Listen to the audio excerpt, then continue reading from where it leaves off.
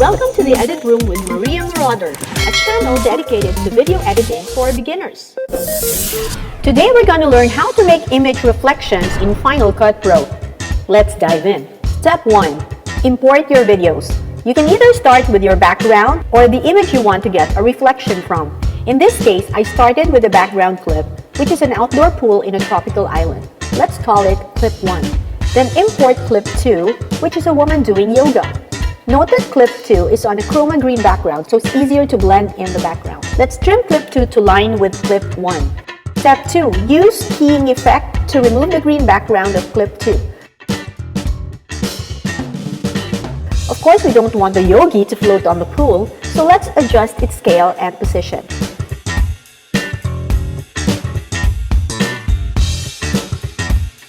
Now let's create the reflection. Copy and paste Clip 2.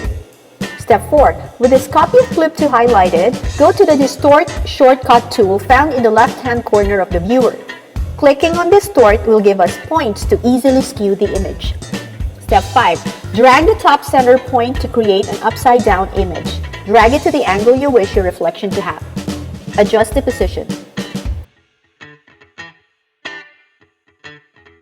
Step 6. Lower its opacity.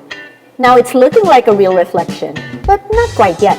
Let's adjust it more by using Blur Effect. Step 7. Use Gaussian Blur. Go to Effects, find Blur, and drag Gaussian Blur on top of the reflection clip. We can still adjust the amount of the blur and other parameters, but I think I'm happy with the results. So here's the final video. We can use this technique to create reflections on the water, on a shiny floor, or on a mirror. It's fun and easy to do, right?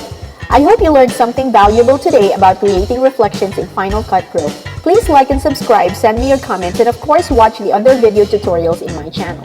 See you in the next Edit Room.